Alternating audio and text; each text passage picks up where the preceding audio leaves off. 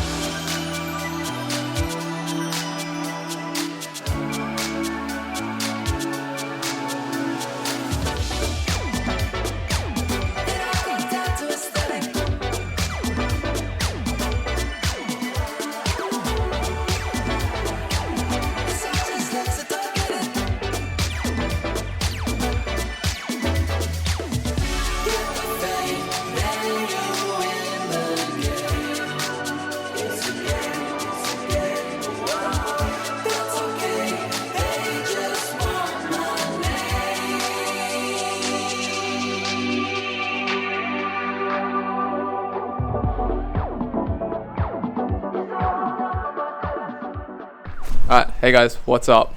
We're at my place today. You would have seen all the footage prior to this exact moment of us cleaning and tearing my engine out of my car.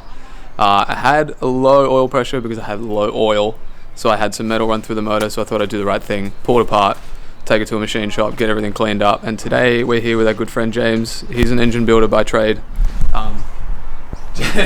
James knows what he's doing. We kinda half know what we're doing, except for the really tricky stuff. So James is going to help us through that, and it's now assembly time. We've done all the cleaning, the block's ready to go. We're going to do the bottom end today, and then we'll do the head in maybe another episode, and we'll get it done and put it in the car. Hell yeah! Nice. Using the piston to make sure the ring's square to the bore, so when you're measuring it, it's actually accurate. Get out the old ichrometers and you check your ring gaps. Fucking bonza, mate.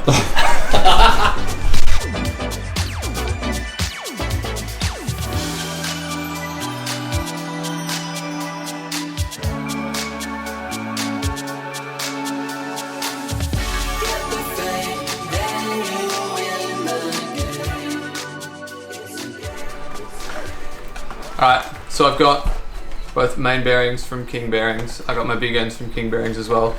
And I've also got my polished crank from Speedworks. They're just a local place near us that does really good stuff. James has gone there his whole life. Dylan went there. So yeah, we're going to start by chucking the crank in. It's so cute, all wrapped up. It is really Cute, isn't it? Little baby. Very professional. Good, Tony. Yeah.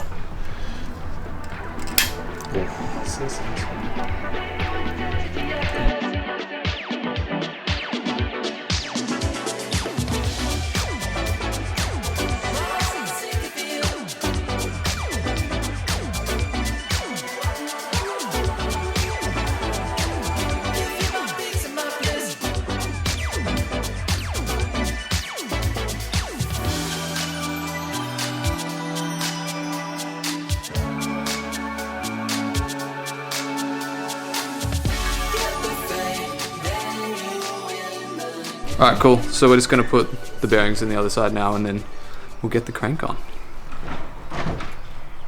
Ooh, I didn't hear a thunk, James. Yeah, you went in from the wrong way to get a thunk. Yeah. Oh, did I? Yeah, that's fine. Alright. It's only going to be degreaser. There got it it. is. There it is. Ooh, that was a good one. That was grouse. We love that noise.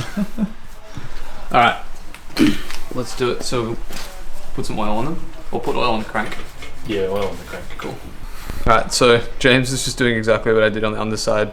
Lubricate the surface for where the bearing's going to go, and then we can bolt the caps on. I wouldn't say that's exactly what you were doing on the other side. No, It's not exactly. He did it big brain, you did it smooth brain.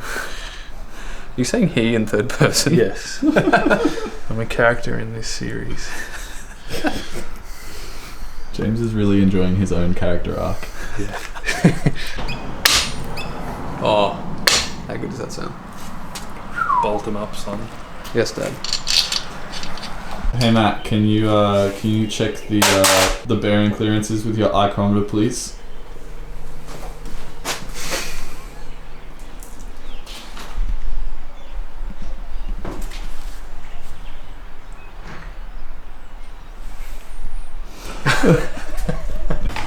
So something I thought that I would do, because this engine was completely original, I just went 1/2 mil oversized pistons. It means that even if this grenades itself, I've got room to go just a little bit bigger. And especially this being a 3-rib big port, it's actually quite strong compared to the 7-rib because the spacing between all the cylinders and the cooling, what do you call them? The balls are thicker. Yeah, balls. Well, there you go. ball Put it walls really are thicker. simpler. Yeah. The ball walls are thicker. So yeah, I've got room to move even after this, which is really awesome. I kind of needed to go oversized because the cylinders were pretty tired and everything was pretty shiny. So I thought I may as well while I was here. And yeah, as we saw earlier, we got the Hastings rings. So we're gonna put these together and chuck them in. Life hack, if you're building an engine, a 4AG in particular, you can actually get these rings and there are already gaps, and you just check the gap and you might need to make minute changes, but when I was last building my engine, I was like, I can't be bothered doing that because I'm not good enough to change bearing tolerances. You don't really need to, so just do that. Make the noise. We're not as good as Binky, don't even try. When will they finish that damn car? I mean, we're taking almost as long to do a standard engine. It has not been 8 years, thank you very much. I mean, comparatively, they're building an entire car. They've been doing it my entire adult life and then some. That's insane. I don't. Just... Shout out to Battle Garage for selling the OG big port bearings and actually listing the size. You gotta buy 40mm instead of 42, and 42 is the more common one because only this model of 4AG came with 40mm. Yeah. And I couldn't find any other website anywhere that actually just had 40mm written next to it, so that made my life way easier. Yeah. Crank that. Oh, this is much nicer than mine. It's really good for my tinnitus. Yeah. Always remember your dot to the front. Dot to the front. Cool. Piston number 1.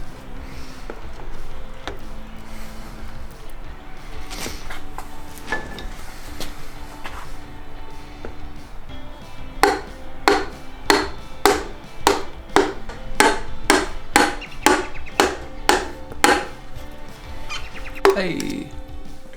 Oh man, it looks so nice. Yeah.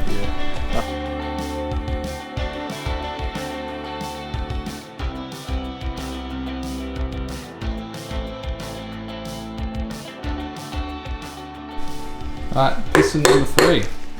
Success? Success. Give me a smile about it, Dylan. Thumb up. Cheers, bro.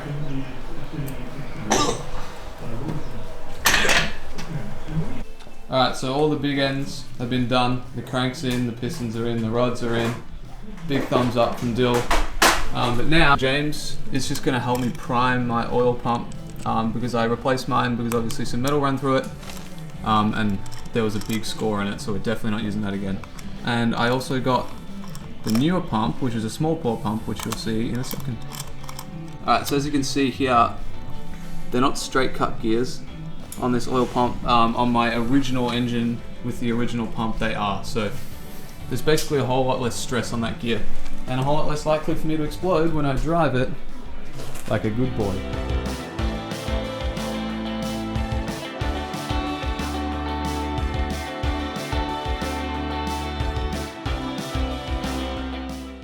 So the oil pump needs to be packed like this, A, to like lubricate the gears when there's no oil in there when you first start it up, and B, so that it can actually pull a vacuum to actually start sucking up oil. So like it might not actually pick up the oil when you first start it because there's like air gaps in there and it's not sucking anything through. So that's why you got to pack the oil pump, which like I've never seen anybody mention on a YouTube video ever, and I'm a YouTube mechanic. That's where I learned like 90% of my stuff. So I'm glad we're around people who know what the hell they're doing. It's useful. I did it on my last oil pump though. I did it because Seb knew to do it, but not me.